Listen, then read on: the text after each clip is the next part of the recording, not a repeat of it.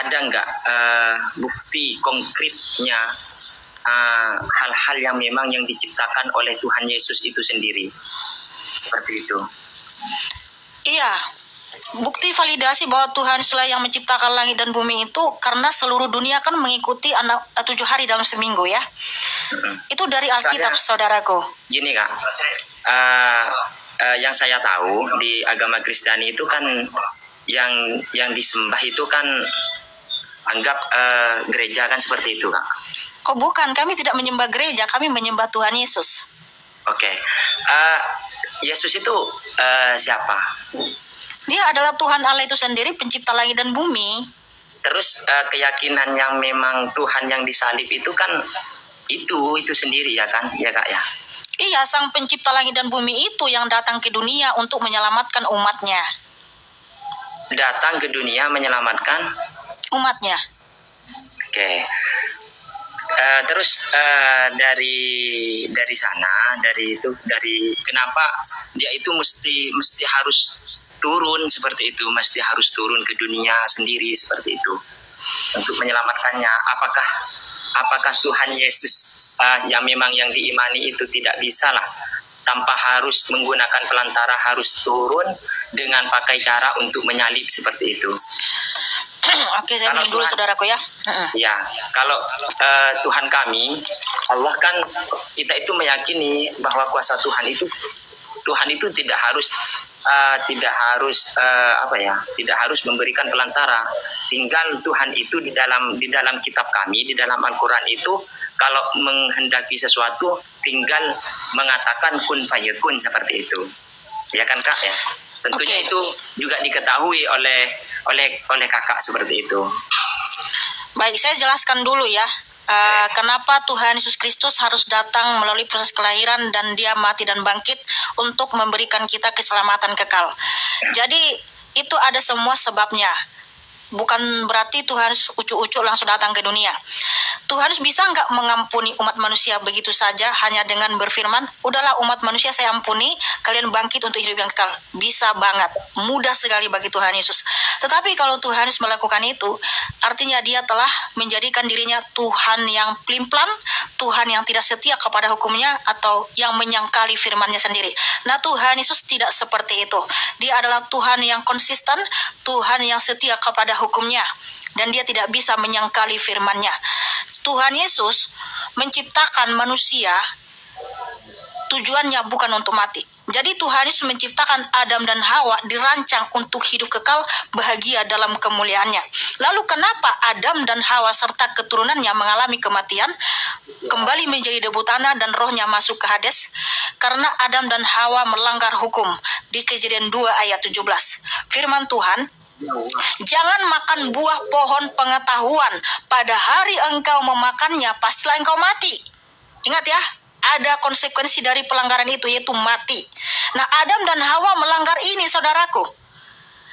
Oleh karena Adam dan Hawa melanggar hukum Tuhan di Kejadian 2 ayat 17, maka firman Tuhan tertulis di Kejadian 3 ayat 17 sampai 19. Adam, oleh karena dosamu, bumi ini sudah terkutuk, dan engkau akan sengsara menderita, dan engkau akan kembali menjadi debu tanah, yaitu mati. Tetapi di saat itu juga Tuhan merancang keselamatan. Kejadian 3 ayat 15. Keturunan perempuan akan meremukkan kepala si ular. Jadi Tuhan Yesus tidak bisa menghapus hukumnya dengan membangkitkan manusia begitu saja. Harus ada namanya penebusan. Sebab kita manusia yang telah mati ini harus ditebus dengan darah yang kudus untuk menggantikan nyawa kita supaya kita bisa bangkit. Nah, darah siapa yang kudus untuk menyelamatkan kita, untuk membangkitkan kita dari debu kematian? Tidak ada. Semua manusia telah berdosa dan telah kehilangan kemuliaan Allah yang tertulis di Roma 3:23. Nah, karena Tuhan Yesus itu adalah Allah yang maha adil, maka hukum itu berlaku bagi semua manusia. Manusia mengalami kematian dan kembali menjadi debu tanah.